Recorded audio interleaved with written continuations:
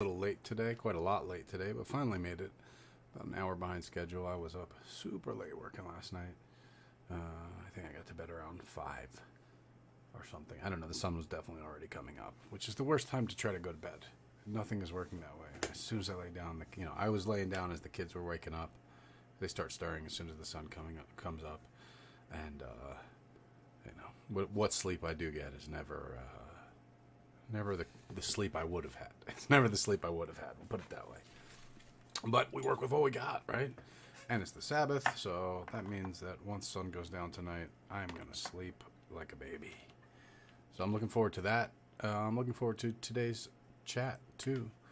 Give it a couple minutes, let the notifications go out, let everyone tune in, all that stuff. If you are watching this today, Friday the 13th, happy Friday the 13th, everybody. I am doing a flash sale, I think they call those, on hoodoomoses.com. Everything on the site is buy one, get one half off, and there's free shipping on orders over $100. So if you want to support the stream and get some cool stuff at a really good price, it's a really good time to do it. I strongly recommend it. It's not going to get that great a deal.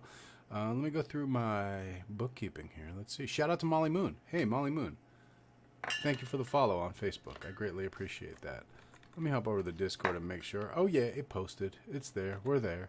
Cool. Well, I trust there's sound alerts. That's what I was waiting for. When sound alerts me that it's not working, I don't know if you guys can even see that, but every day when I go live, sound alerts sends me, I don't even know what sound alerts is, to be honest with you. But it tells me it's not working. Hey, Amiga, happy Friday the 13th. So, yeah, I could tell people are here. It's good to see people coming. So, Amiga, I know you just joined the Discord. I hope you're having fun digging into it. Usually on the weekends is when people chat more and I upload new stuff. So this will be your first weekend on there. It'll be a cool time for you to check it out. And yeah, happy Friday the 13th, everyone. Let's talk a little bit, dude.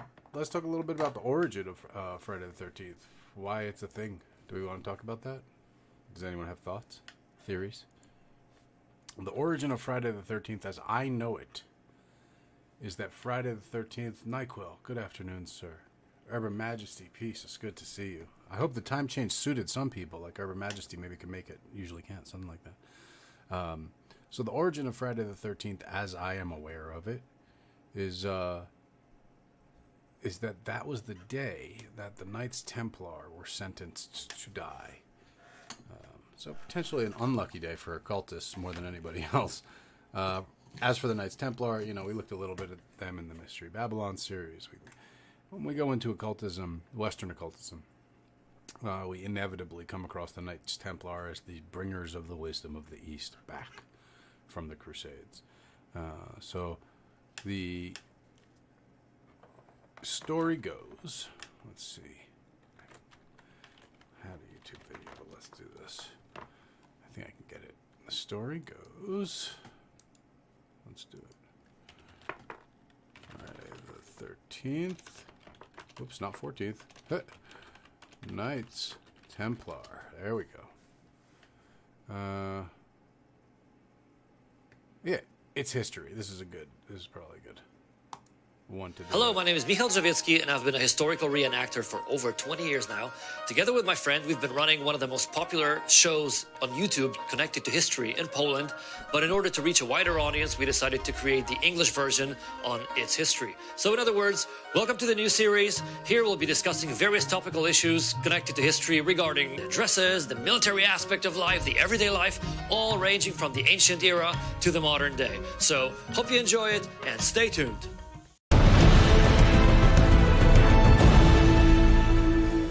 You've probably always wondered why Friday the 13th is by many considered a bad luck day.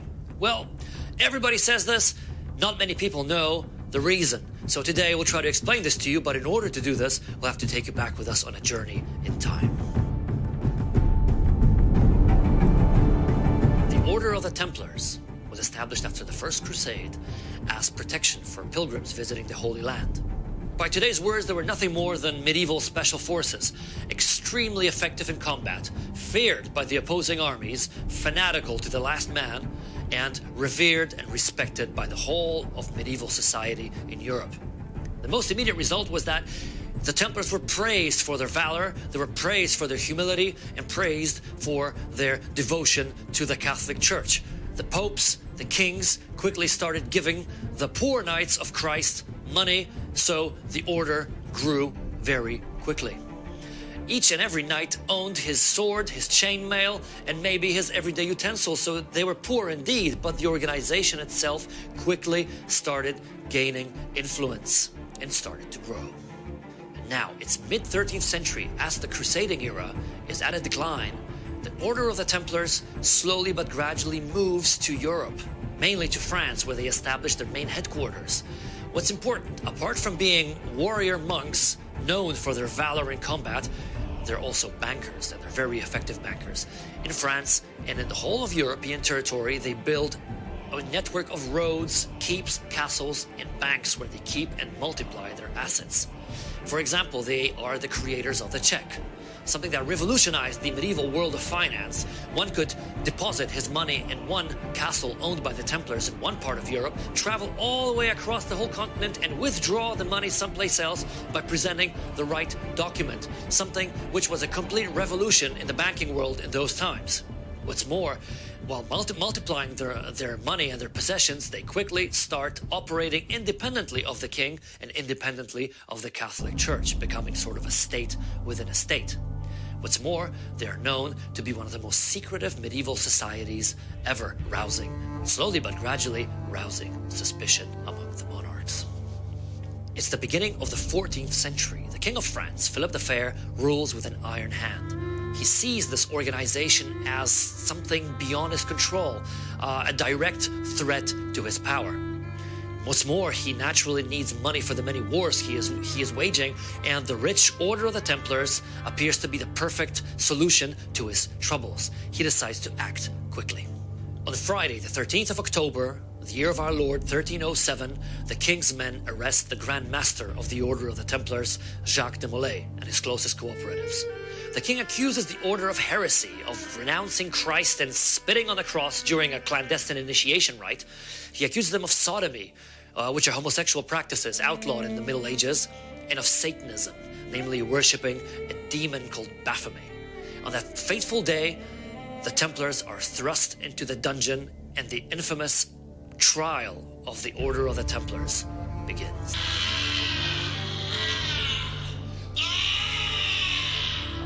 Trial lasts for 7 long years, during which the knights are kept in dark, worm-filled and rat-infested cells and subject to the most barbarous medieval tortures. After this, not being able to withstand the atrocious conditions, the monks finally confess, although it must be remembered that these confessions were forced by torture. Later, they stand before the Papal Commission and simply revoke everything they had said before. Showing inhumanely mutilated bodies, they demand a fair trial with proper attorneys. What's important, many volunteers turn up willing to defend the good name of the order. However, the trial itself resembles a farce. It is conducted in the atmosphere of terror, blackmail, and bribery, which results in many of these attorneys resigning because they simply fear for their own lives. One thing worth mentioning, however, is that no matter how bad the accusations are, one thing the order is never accused of is fraud and dishonest financial operations. The year 1314 is the date when the trial officially comes to an end. All the accusations are sustained, and soon after, the Grand Master of the Order, Jacques de Molay, is dragged to the scaffold, where he's burnt at the stake for heresy. What happens then remains a mystery to historians until this day. While dying in flames, Jacques de Molay calls upon King Philip and the Pope Clement V, demanding a trial in front of God. He says, "Not a year will pass before you both will join me in death." What's more, both of them die within a year. This is known as the Curse of Jacques de Molay. All the people witnessing these events knew that the accusations were false, that the trial was a farce, and that many innocent people were sentenced to die. So from then on, it became common knowledge that this fateful day, Friday the 13th, when the infamous trial began, must bring nothing but bad luck. So this is our story. We'd like to thank all our reenactor friends who recreated. So that's a pretty good synopsis of the story of the Templars. I was going to continue our topical talk from yesterday, but honestly, given it's Friday the 13th and we haven't talked about the Templars yet, and I'm just realizing that, what a great day to talk about the Templars. And, we'll do it in their honor. Hang on, I got to adjust this thingy here. Cool. So what I have here is a history of secret societies by Arkan Daraul. Arkan Daraul is generally thought to be a pen name of Idris Shah. There's some sketchy scholasticism involved in it, especially because Shah quotes Daraul. I don't know if Daraul quotes Shah.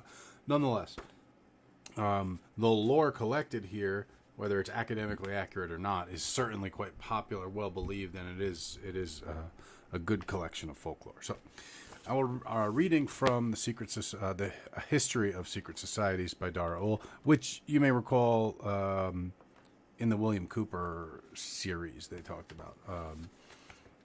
But Chapter 3, The Rise of the Knights Templar. In AD 1118, 9 knights concerned for the welfare of pilgrims to the Holy Land bound themselves together in the creation of a knightly order. In under 200 years, this organization has become one of the most powerful single entities, if not the greatest, in Europe. A few years later, it was utterly destroyed.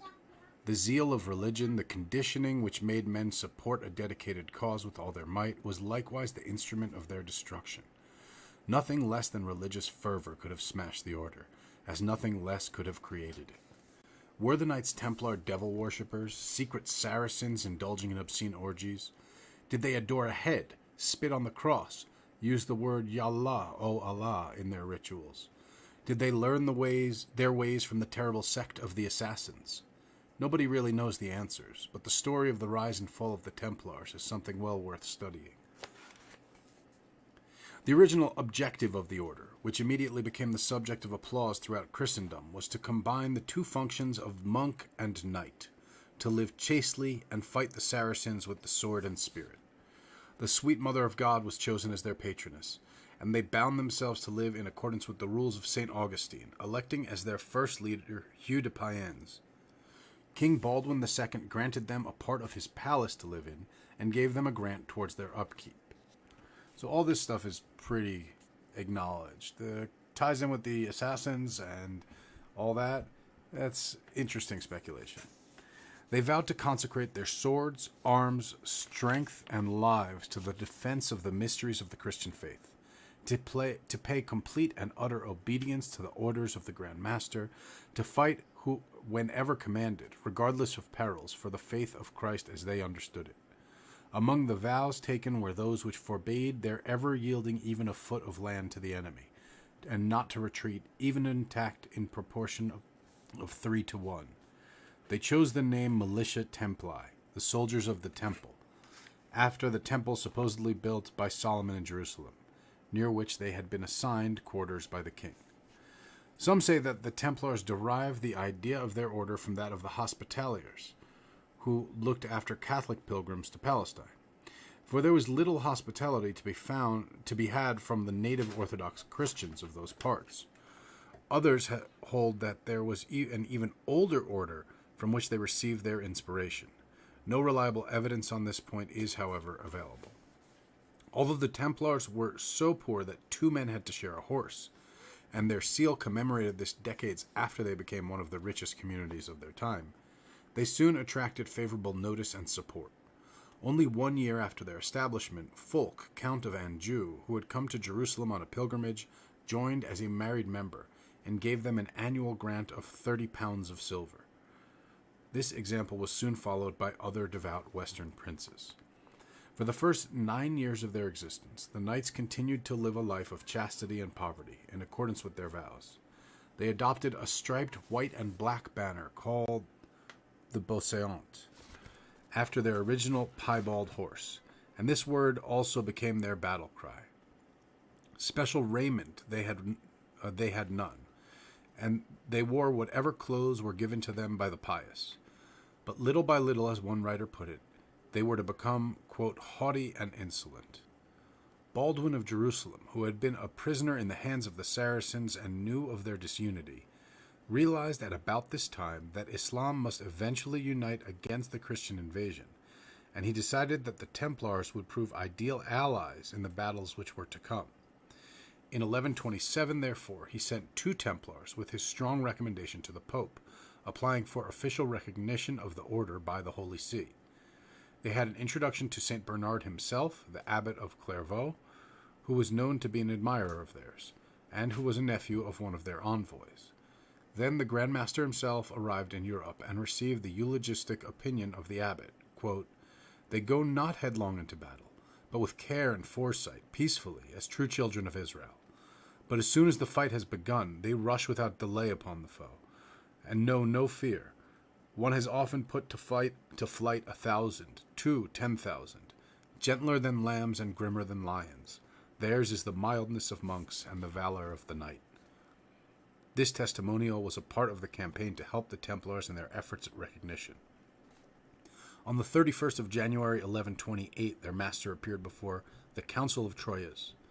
This formidable body consisted of the archbishops of Reims and Sens, 10 bishops and a number of abbots, including St. Bernard himself, presided over by the Cardinal of Albano, the papal legate.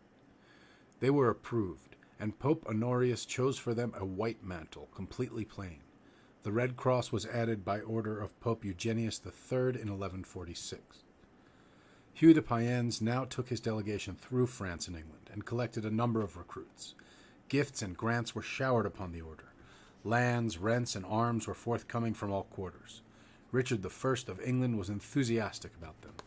By 1133, King Alfonso of Aragon and Navarre, who had fought the Spanish Moors in 29 battles, had willed his country to them. Although when the Moors finally laid him low, his nobles prevented the Templars from claiming their rights. In 1129, the master, accompanied by 300 knights, recruited from the noblest houses of Europe, led a huge train of pilgrims to the Holy Land. It was at this time that the Templars formed part of the Christian contingent which, allied with the assassins, tried to take Damascus. Were they, as the Orientalist von Hammer alleges, connected in some secret way with the assassins? It is an historical fact that the assassins were prepared to adopt Christianity if they could gain greater power thereby.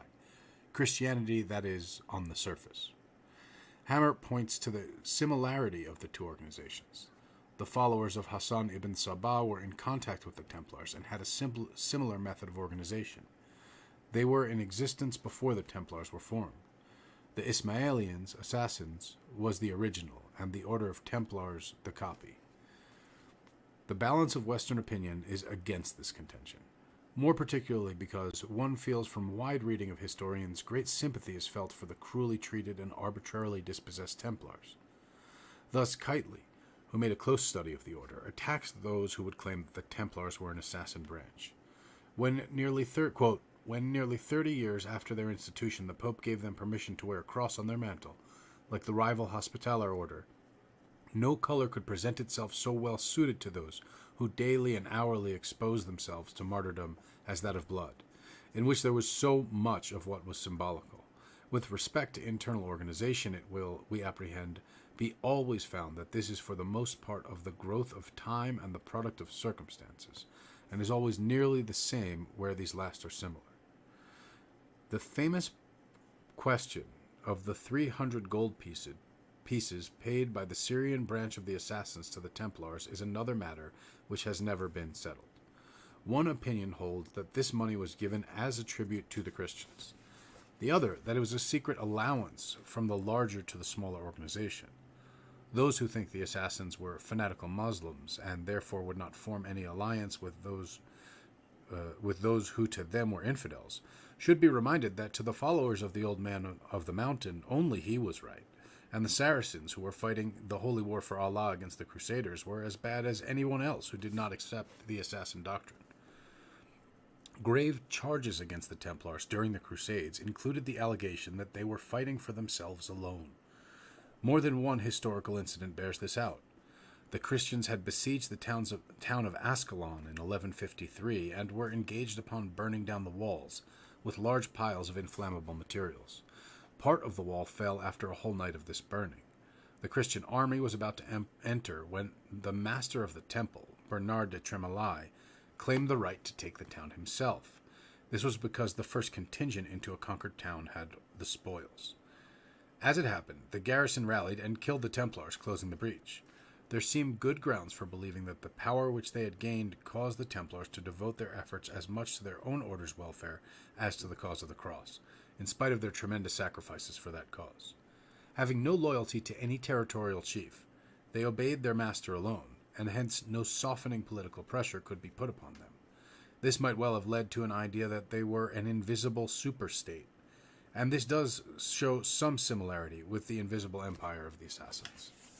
If none can deny their bravery, their high-handedness and exclusivity in less than 150 years after their founding gave them the reputation of considering themselves almost a law unto themselves. One of the most disgraceful acts which stain the annals of the Templars, says even one of their ardent admirers, occurred in the year 1155, when Bertrand de Blanquefort, whom William of Tyre calls, quote, a pious and God-fearing man, was master of the order. In a contest for the supreme power in Egypt, which the viziers, bearing the proud title of Sultan, exercised under the phantom caliphs, Sultan Abbas, who had put to death the caliph his master, found obliged to fly from before the vengeance of the incensed people. With his harem and his own and a great part of the royal treasures, he took his way through the desert. A body of Christians, chiefly Templars, lay in wait for the fugitives near Ascalon. The resistance offered by the Moslems was slight and ineffectual. Abbas himself was either slain or fled, and his son Nasr-ed-Din professed his desire to become a Christian. The far larger part of the booty, of course, fell to the Templars, but this did not satisfy their avarice. They sold Nasr-ed-Din to his father's enemies for 60,000 pieces of gold, and stood by to see him bound hand and foot and placed in a sort of cage or iron lattice sedan on a camel to be conducted to Egypt, where death by protracted torture awaited him. End quote. It was not the Templars alone who were guilty of arrogance and worse. The Hospitallers had deteriorated from their first fine beginnings, and the annals of both orders are not innocent of unpleasantness, though they are indeed well filled with tales of glory.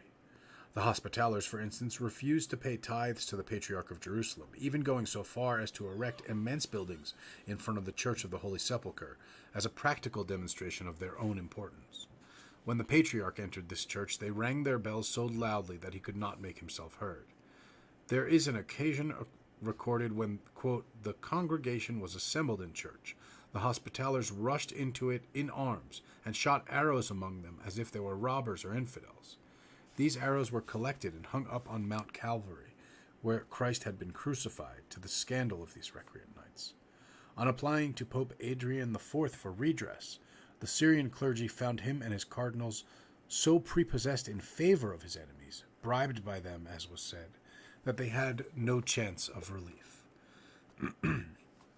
This then was the background of the rise of the Templars and the flavor of their environment.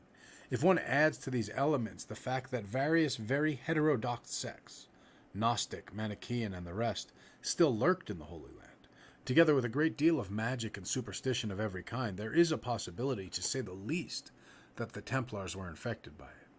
The contention which had been made that such heresies and archaic religions and practices did not survive until the Templar period is demonstrably false, although much play has been made of it by those who would defend the order. For do such sects not endure there until this day? This is not to say that the Templars were guilty of the practices which formed the substance of the confessions later to be wrung from them by barbaric torture, which we will examine in due course. But a secret tradition and magical rites may well have played a part in their hidden lore and practices. It should also be remembered that towards the end there were Templars who were of actual Palestinian birth, who would have every opportunity of absorbing the unorthodox beliefs of the many schools of a magico-religious nature which existed in the area. The Grand Master Philip of Nablus, 1167, for instance, was a Syrian, and many crusaders were Levantine lords, whatever their original blood, speaking Arabic with perfection. It was in 1162 that the Magna Carta of the order was obtained by the Templars. The bull Omne Datum Optimum, often described as the keystone of their power. Through this instrument, they were able to consolidate their authority and preserve their secrets against intrusion. They were to find, too, that it did much to incite the envy of their opponents. Pope Adrian IV had died, and two rival popes were elected. Alexander III by the Sicilian group, and Victor III by the Imperial Party. At first, the Templars acknowledged Victor, but in 1161, they switched their allegiance to Alexander. There was probably some sort of secret arrangement behind this, for by January 7th of the following year, the famous bull was issued. By terms of this document, the Templars were released from all spiritual ties except to the Holy See. That's the Pope. They were permitted to have special burial grounds in their own houses. They could have chaplains of their own. They had no tithes to pay, and were allowed to receive tithes. Nobody who had once entered the order could leave it, except to join one of a stricter discipline. The stage was set for clerical hatred for the Templars and Hospitallers, who had similar privileges, although the advantages to the Pope from the combined support of these two orders could hardly be overestimated. In 1184, an incident occurred which inspired a great deal of distrust of the order, although the rarity of its occurrence should have underlined the fact that it was nothing of much consequence. The English knight Robert of St. Albans left the Templars, became a Muslim, and led an army for Saladin against Jerusalem, then in the hands of the Franks. The charge against the Templars that they were secret Mussulmans or allies of the Saracens does not seem borne out by the fact that Saladin accused them of treacherous truce-breaking and other crimes, and, unlike his usual chivalrous self, took a solemn oath that he would execute such Templar captives as he could obtain as, quote, beyond the limits of Islam and infidelity alike, end quote. Nor did they make any attempt to invoke any religious bond with Saladin when they were captured, as we know from the Arabic Life of Saladin written contemporaneously by his secretary, Qadi Yusuf. Strong evidence of this is given in the events which followed the terrible Battle of Hittin. 2 years before, Saladin had made a pact with the assassins that they would give him a free hand to continue his holy war against the Franks. On July 1st, 1187, he captured Tiberias. He attacked Hittim at dawn on Friday, July 3rd. 30,000 crusaders were captured, including the King of Jerusalem. No Templar is mentioned in the detailed Arab account as asking for mercy on religious or other grounds, although all knew that Saladin had issued a war cry, "Come to death, Templars." The Grand Master, Gerard of Rochefort, and several other knights were among those taken. Saladin offered them their lives if they would see the light of the true faith.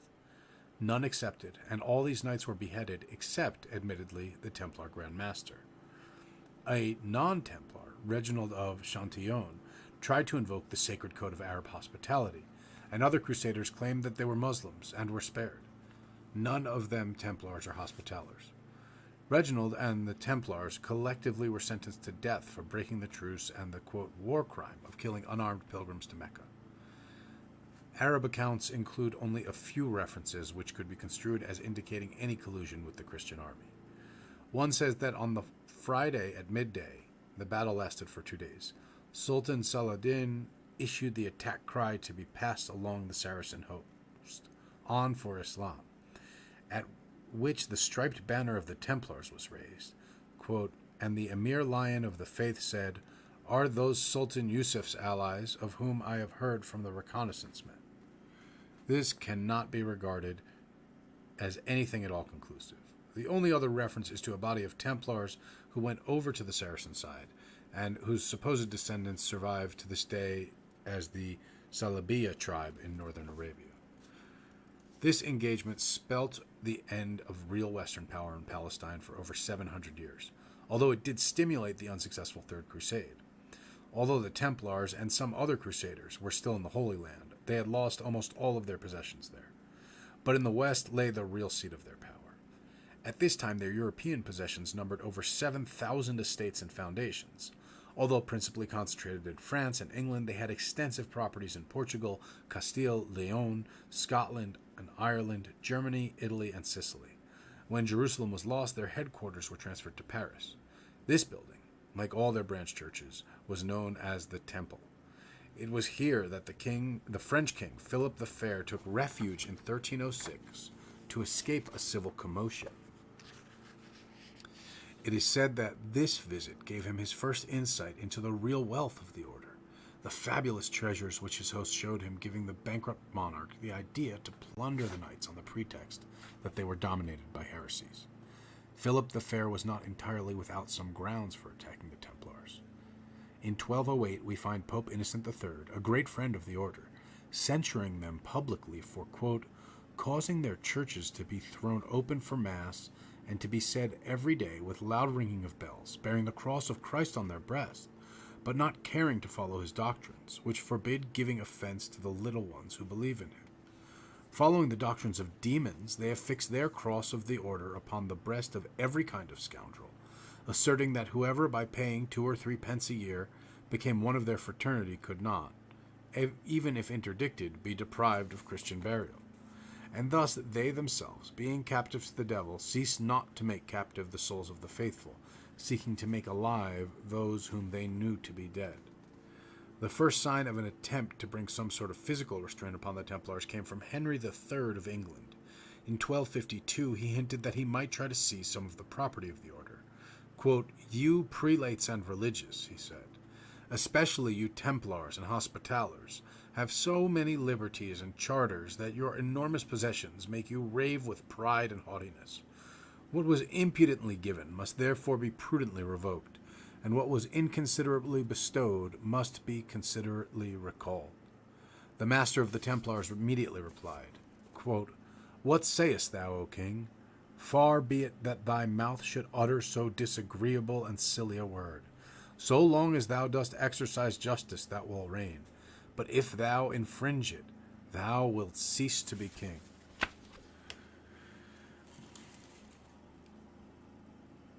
Checking out the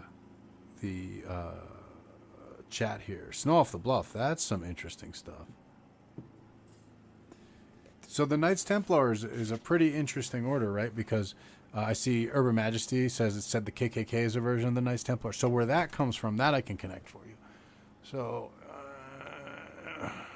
where's Morals and Dogma? Over here we have, we're going to go deep in the archives today. Ladies and Germs talking about the Knights Templar, because what the heck?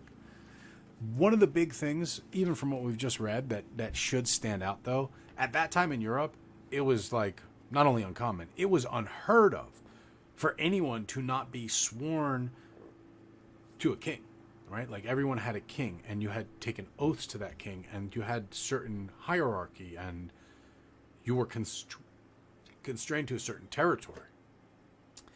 The Templars had no oaths to anyone after some point.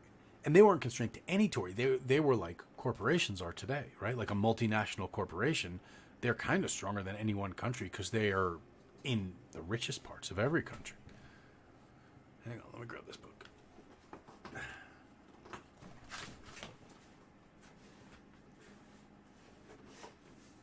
Okay. Here we have Morals and Dogma. This is classic of Freemasonry. What do we got here? I have Morals and Dogma. Let's see what edition. It's kind of old. It's not that old, I don't think. It's by Albert Pike. The original was written 1871. This is a 1950 edition. It's old. This is 70 years old. It's old. But, I mean, it's real old. Now, this is where a lot of Western occultism comes from. It is...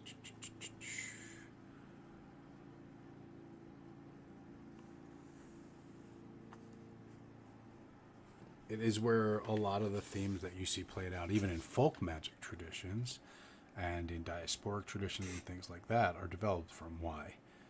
Because the Freemasons were never a segregated society. The Freemasons were never in a time where everything was, right. Most of the contemporary ideals we have in America are similar to the ideals that the Masons had before those were kind of the norm. So let me correct myself. The Freemasons were segregated in that there was a separate masonry for black Masons, but they weren't exclusive. And let me correct myself on that because that was not an accurate statement. There's Prince Hall Masonry, which actually now apparently can take anyone, and I know that now that a black Mason can join any Masonic lodge, but There's Prince Hall Masonry, which was black masonry back when there was, slavery and segregation. But this was at the time during slavery. They were brother Masons to other Masons. They just had their own temples, etc. So, but the Prince Hall Masons, as respected, as honored as their brother Masons. So, let's Knight of the Sun or Prince Adept, Knight Kadosh, Sublime Prince of the Royal Secret.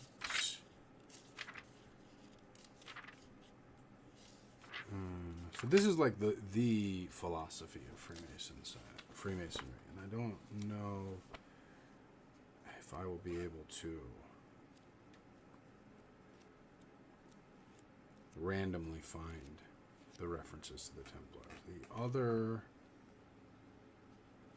thing I do need is if anyone has a copy of and I don't know if we have it. Let me see if I have it in the Discord. Sorry, guys. I'm looking for Morals and not Morals and Dogma, Doctrine and Ritual of High Magic. Let me get a copy of that real quick because he goes into it and they're pretty good. Ritual of High Magic. I'm sure it's out there. This looks like it. Probably. Yes, this is French, this is English. Cool.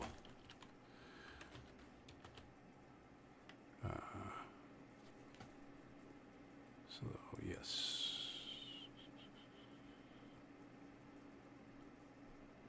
Let's see. Let's talk about talismans. So, he credits the Templars in the introduction, and this is from Doctrine and Ritual of High Magic by Eliphas Levi. He mentions them twice in the introduction. He says, would you care as a change to behold something less fantastic, more real, and also more truly terrible? You shall assist at the execution of Jacques de Molay and his accomplices, or his brethren in martyrdom. Be not misled, however. Confuse not the guilty and the innocent. Did the Templars really adore Baphomet? Did they offer a shameful salutation to the buttocks of the goat of Mendes? What was actually this secret and potent association which imperiled church and state, and was thus destroyed unheard? Judge nothing lightly. They are guilty of a great crime. They have exposed to profane eyes the sanctuary of antique initiation. They have gathered again, and have shared the fruits of the tree of knowledge, so that they might become masters of the world. The judgment pronounced against them is higher and far older than the tribunal of pope or king. On the day that thou eatest thereof, thou shalt surely die, said God himself, as we read in the book of Genesis. What then is taking place? I'll keep reading. What then is taking place in the world, and why do priests and potentates tremble? What secret power threatens tiaras and crowns? A few bedlamites are roaming from land to land, concealing, as they say, the philosophical stone under their ragged vesture. They can change earth into gold, and they are without food or lodging. Their brows are encircled by an aureole of glory and by a shadow of ignominy. One has discovered the universal science and goes vainly seeking death to escape the agonies of his triumph. He is the Major-Cand Raymond Lully. Here we go off of the point of Templars. Again, we come back to the Templars. To provide a fixed point as a fulcrum for human activity is to solve the problem of Archimedes by realizing the use of his famous lever. This it is which was accomplished by the great initiators who have electrified the world, and they could not have done so by means of the great and except by means of the great and incommunicable secret.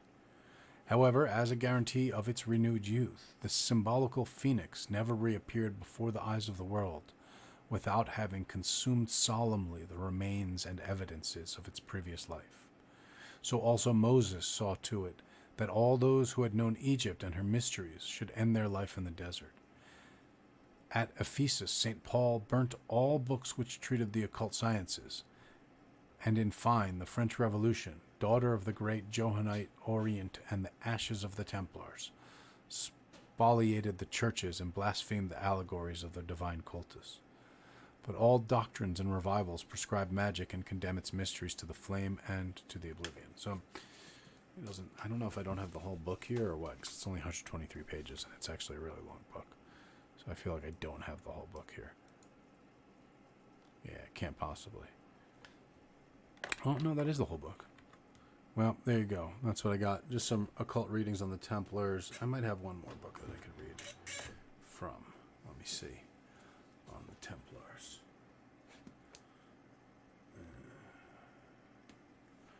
Let's see what we got here. I don't think this one's going to have anything.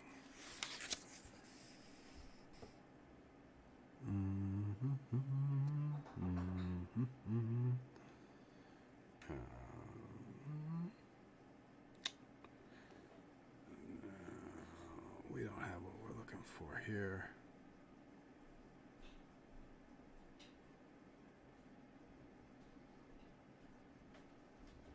No, I'm looking for... This has some stuff on secret societies, but it's not what we need. One moment.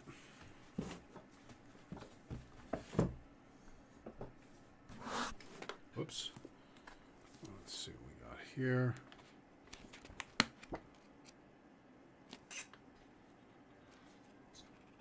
Back in the index here. This is a rare book.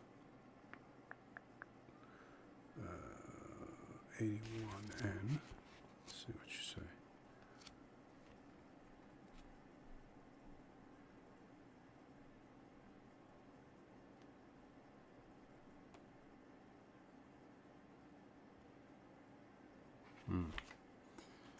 So this is just giving us some historical stuff.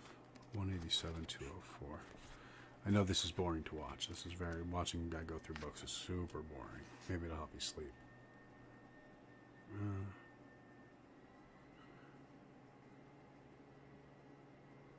Yeah, this is really just giving accounts of their interactions with the assassins. This book, though, The Secret Order of the Assassins, The Struggle of the Early Nizari Ismailis Against the Islamic World by Marshall G.S. Hodgson, is fire.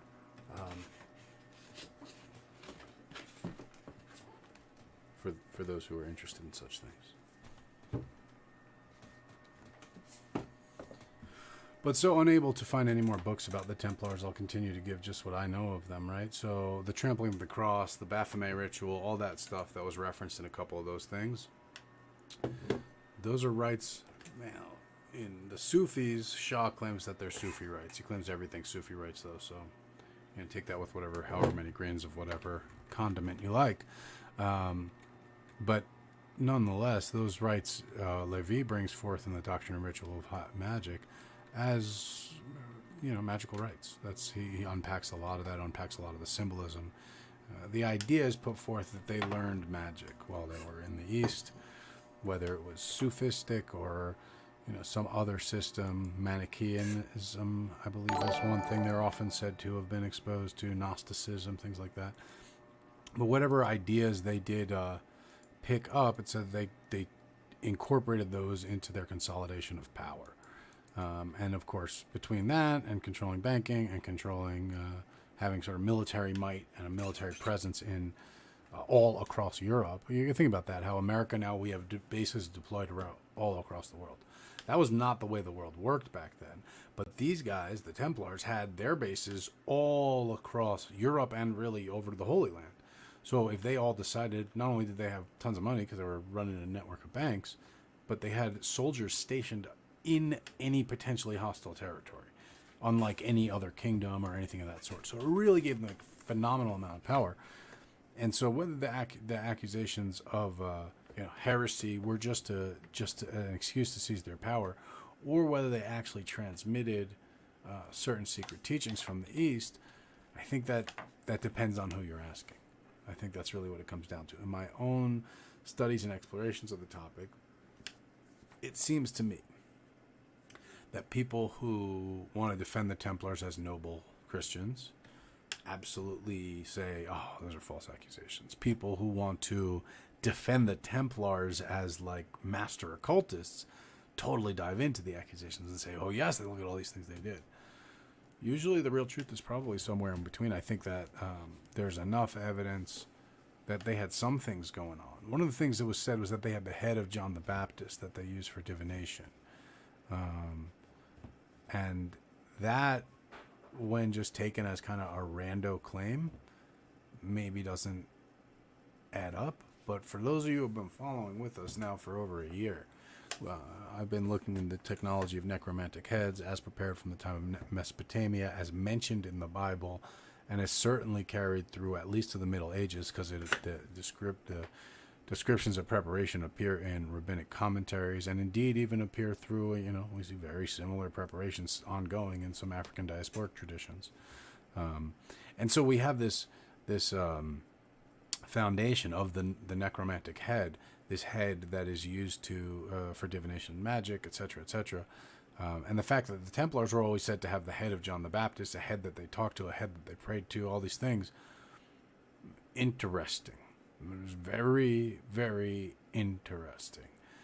I think it's a probable connection. Whether it was actually true or people were just trying to give a description of what they thought necromancers or wizards did at the time, it's nonetheless, it's how I make sense of the Templars kept a head in a niche story. We know also at the time that I'm going to stand up for this one. Oh, actually, that book might have some info for us. We know at the time that even popes were kind of getting into the magic stuff. And I guess we will round out our Friday the 13th chat by diving into a little bit of the very, what we can only call anti-Christian magic, black magic of the time that took a Christian symbol and like spitting on the cross, trampling the host, things like that. And that became really popular during a certain period. Give me one sec. I got to grab the book from up there on the top shelf.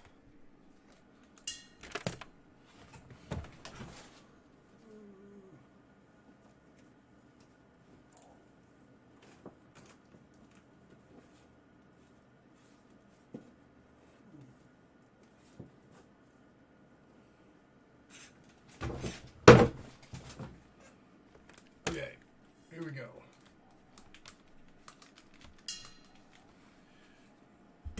Okay, here we go. So what I got here is Forbidden Rites, a Necromancer's Manual of the 15th Century.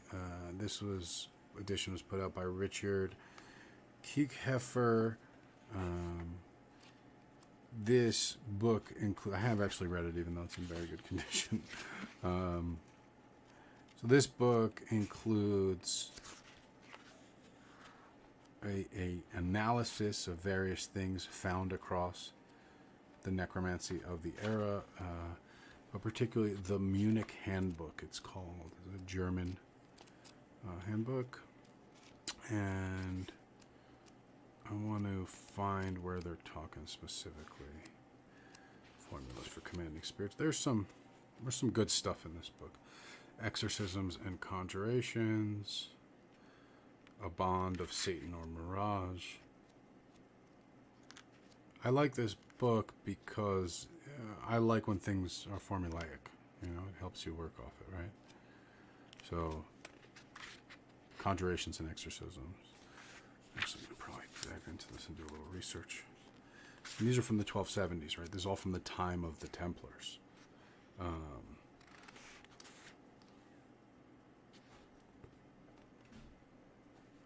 And just an example of some of the spells in this, right? An experiment involving a bone. For number 28, the master anoints the right shoulder blade of a ram with olive oil and puts it beneath the handle of a knife. He holds a lighted candle and conjures 6 demons to appear on the reflective surface before a virginal boy under 12 years of age and answer questions. If the boy sees the shoulder blade grow larger and brighter, the master conjures the demons to appear again.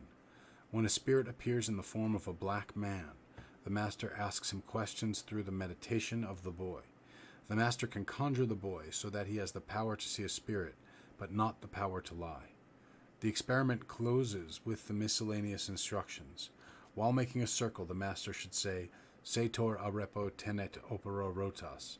Then 2 prayers, one for the aid in undertakings, the other for sending the Holy Spirit upon the boy to illumine his mind so that he can see and reveal truths. Names of God are given to be inscribed on the shoulder blade, and to send the demons away. The master makes the sign of the cross over the shoulder blade and says, Behold the cross of the Lord, take flight, O hostile powers. The lion of the tribe of Judah, the stem of David, has conquered. Go in peace to the places from which you came. Johannes Hartlieb tells how the shoulder blades of various large animals are examined in the form of divination known as spatulomancy, but does not speak of the operations performed over these bones in the manner prescribed in the Munich handbook. Mirrors and things of this nature. Here's an old spell you may have heard before. We're kind of off topic here, but we'll do it. An erotic experiment involving image magic. For the next experiment in this category, number 12, the manuscript once again proceeds directly to the instructions without any introductory heading. I will again tell you that this is from a manual from about the 1200s in Germany, 1100s, 1200s. For the next, the master must first obtain hairs from the woman he wishes to seduce, plus other objects. Again, he goes out with companions in the initial stage of the ritual itself. In contrast to the elaborate preparations, the heart of the ceremony is relatively simple, involving 2 sympathetic stages and a simple conjuration. Take virgin wax, rendered virginal by art, and do this on a Thursday or Sunday at the hour of Venus or the hour of Jove. And from this wax make an image over burning coals placed in a pot without smoke. And the master should have some of the hairs of the woman for whom he wishes to act, and 3 bristles of red hair. And you should have with you a knife with a white handle made for this purpose. And go to the place where a craftsman makes needles, and have the same craftsman make them, from the hour of the sun until the hour of Saturn. Then the master should take 2 faithful companions and go to a fruit-bearing tree, and the master should make a circle. And the master should begin this operation, making an image of the woman for whom you perform it, murmuring constantly in your heart, Thou Belial, and thou Astaroth, and thou Paimon, be my helpers in this undertaking. Those are the names of demons. Likewise, you should murmur the words, I, and then the name, form this image for the love of so-and-so. May it be that it may accomplish that for which it is made, and may thou Belial, principal prince, be my helper in this undertaking. Then the master should make the image of this wax, beginning at the hour of Jove and proceeding until the hour of Saturn. And when the image has thus been made, the master should have 9 needles made by an experienced craftsman, who should be bathed and dressed in sparkling clean garments when he makes them. He should make the needles from the hour of the sun until the hour of Saturn. Then the master should fix the needles in the image, placing one in the head, another in the right shoulder, the third in the left, the fourth where people are accustomed to locate the heart, saying, Just as this needle is fixed in the heart of this image, so may the love of so-and-so be fixed to the love of so-and-so, so that she cannot sleep, wake, lie down, sleep, or walk until she burns with love of me. He should fix the 5th in the navel, the 6th in the thigh, the 7th in the right side, the 8th in the left, the 9th in the anus. When the image has thus been made, you should baptize it, giving it the name of the woman for whom you perform the operation, immersing it 3 times, saying, How shall it be called? With the response of the name. And you shall say, I baptize thee name, in the name of the Father, the Son, and the Holy Spirit. Amen. And then place the image in a new and clean cloth, leaving it aside from the hour of the sun until the hour of Mars. Then make this conjuration under the fruit-bearing tree and with the burning coals. Turning toward the east, say, O so-and-so, name, I conjure your head, your hair, your eyes, your ears. O so-and-so, I conjure your entire substance, that you may not sleep or sit or lie down or perform any work or craft until you have satisfied my libidinous desire. I conjure you by the Father, the Son, and the Holy Spirit. I conjure you and exorcise you and command you that as the deer yearns for a fountain of water, so you, so-and-so, should desire my love. And as the raven desires the cadavers of dead men, so you should desire me. And as this wax melts before the face of the fire, so should so-and-so desire for my love, so that she cannot sleep, etc., etc. The signs to be sought in the woman are these: solitude, dizziness of the head, lamenting, sighing, beating of the breast, wakefulness and wailing. Then the master, or the one who is taking action, should go to her, And if he sees her standing or sitting alone, then the master should continue the conjuration unto the 5th day. And if she is anywhere in the countryside, she will be consumed. But if she is in a town or passing through another city, the master should perform the conjuration until she can come. And in this all the Spanish, Arabic, Hebrew, Chaldean, Greek, and Latin astrological necromancers are in accord.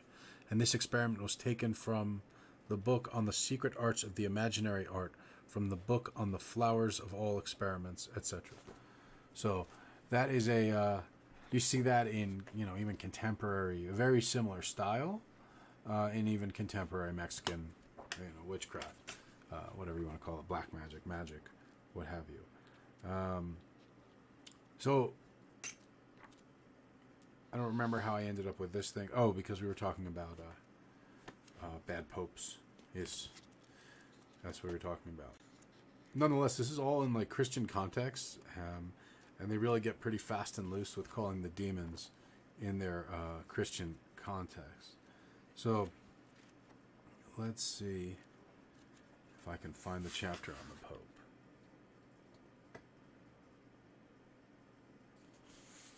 No, it's not going to be in this one, unfortunately. No. But I will be looking at that formulas chapter to kind of derive some stuff from it. And I'm not sure. I guess I could go up. There's tons of books right there. Born in Blood. There's a lot of books that connect. There's some idea that one way or the other, the Templars had this secret. They carried it over. They built their power on it.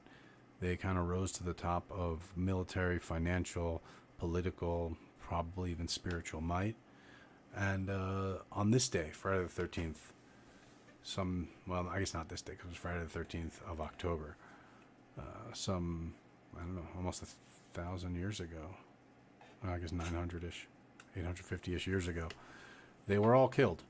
And that is why Friday the 13th is unlucky. In fact, that's why 13 is an unlucky number altogether. Pretty crazy. Well, there you go. That's the story of Friday the 13th. Thanks to everyone who hung for that. Speaking of Friday the 13th, I should say before I neglect to, because I have been reminded here by text message. Oh, wow. Snow off the bluff. Both your parents were born on the 13th of October. Maybe they're reincarnated Templars, bud. You never know. It's one of my lucky numbers. It's certainly a number of power. And that's definitely a connection you can carry forward and bring forward. By the way, guys, you ought to know, if you don't already know, I'm doing a Friday the 13th flash sale. Buy one, get one half off on everything on Hoodoo Moses. Spend over $100. It's free shipping while stuff lasts. We're trying to clear everything out because we're going to be... Solomon's down there right now working on the new stick incense we've formulated with a few different things. We have 2 formulas. We're kind of deciding on which ingredients we prefer the aromas of and sort of fine-tuning. But he'll be cranking out stick incense from my incense recipes. And then hopefully Carter will get over here later and we'll get her on that too. So incense is coming soon. I've been inspired to do a whole new type of prayer card. Basically Psalms, amulets, prayer cards. So we're going to be going and doing a bunch of that stuff. We are also, what was the other big one? Oh, Roses for the Dead. All the colognes that I made the announcement yesterday about the SD alcohol about. So all this stuff has a lot of exciting, big new expansions for us.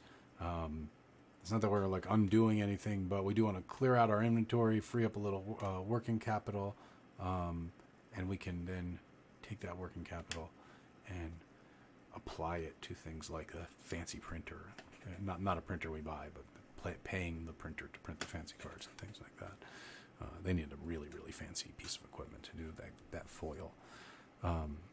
So, Urban Majesty, definitely some interesting connections with divine femininity as well. So do you mean in 13 or in the number 13 or with the Templars? Because there's all sorts of things with the Templars in that as well. You can start to get into some very interesting, when you start looking for patterns across different organizations, you start getting into some very interesting things.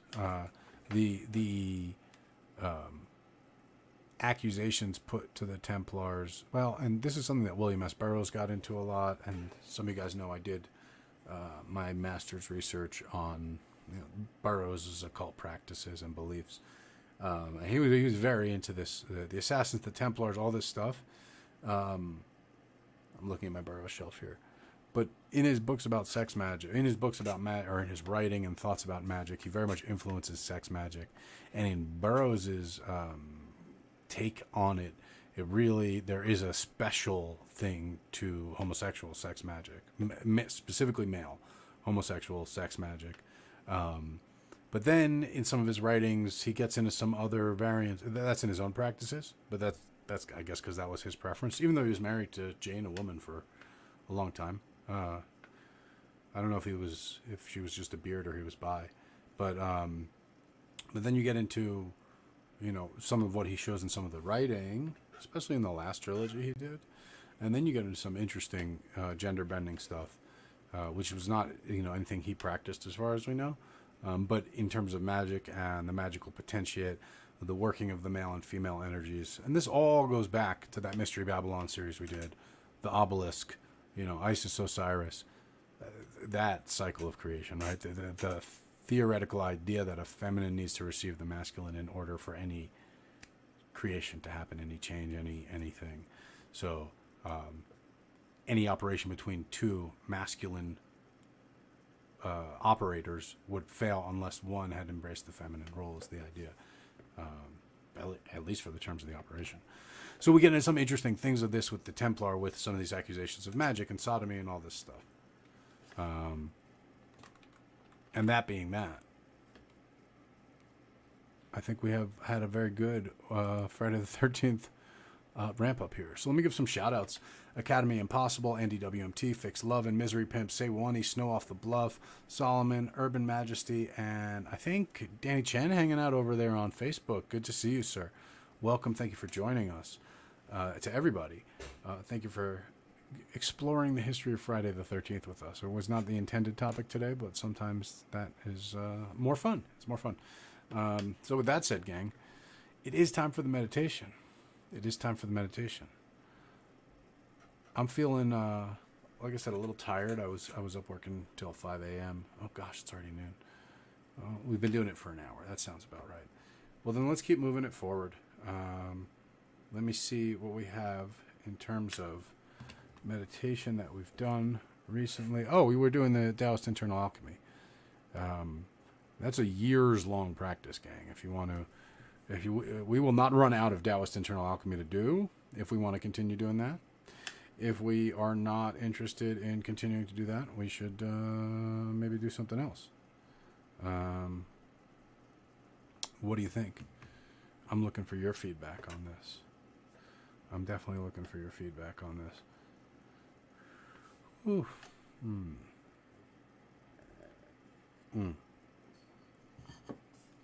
Definitely a little burnt out.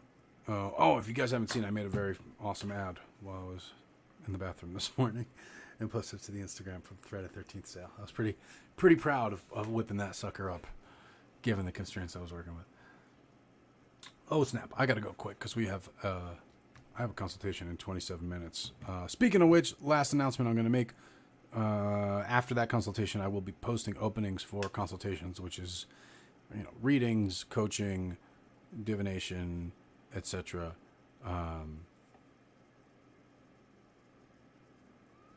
Urban Majesty, you can totally email me, DM me, however you want to get at me.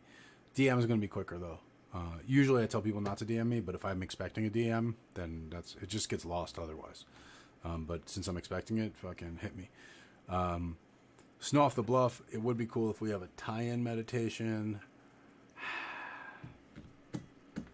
There are meditations, but we haven't practiced them, and I don't have time to look them up. But there would be tie-ins. It's a shame I didn't think of that beforehand.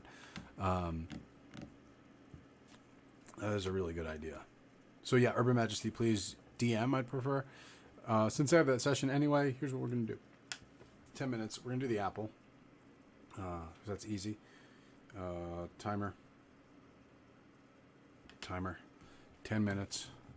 If y'all are ready, I'm going to get the theta wave set up. So I could spend a whole lot of time doing a whole bunch of stuff, but let's not do that. Okay. What up, computer? Okay, do what you gotta do. Why are you doing this? Okay, there we go. YouTube. Here's the theta wave. All right, looks like that's coming through nice and clear. We're going to do the Apple meditation. I'm hitting the timer now. I think everyone's done this before, so we shouldn't need any instruction. I'm sorry I'm rushing, but I just realized I have that appointment and I don't want to miss it. Oh, yeah, the announcement. We're bringing those back, so keep an eye out.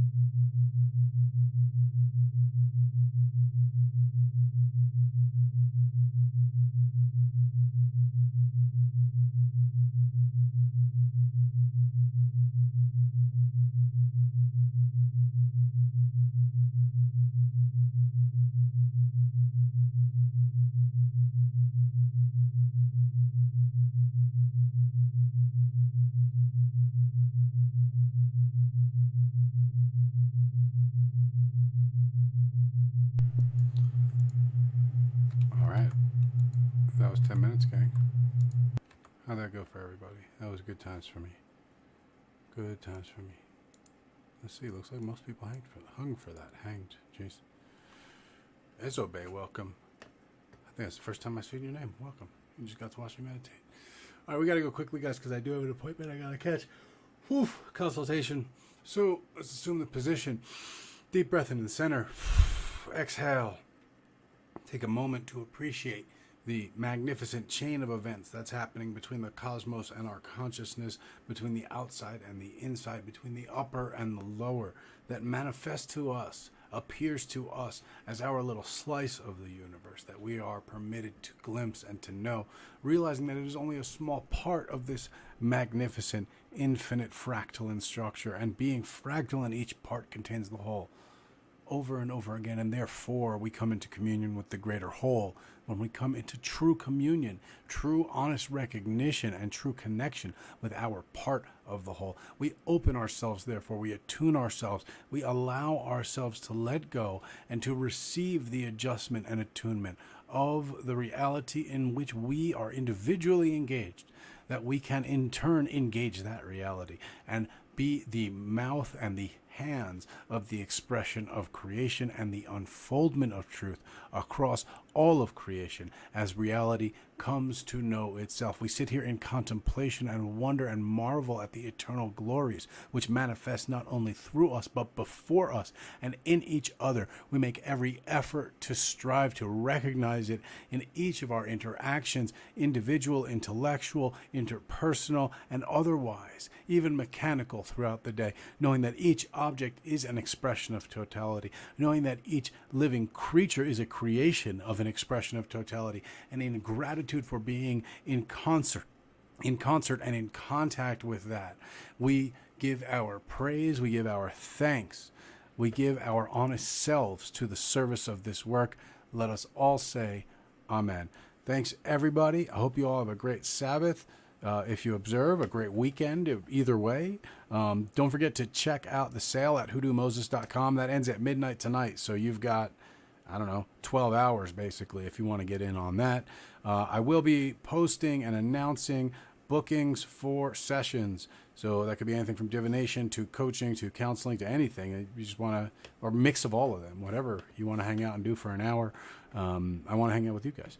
So we just got to make it organized so everyone get their things done. So that'll be posted later today.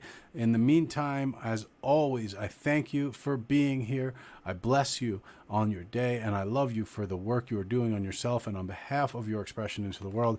I will catch you all on the Discord all weekend long. I'll catch you on the Instagram, and I'll catch you back here Monday morning on time at 10 a.m.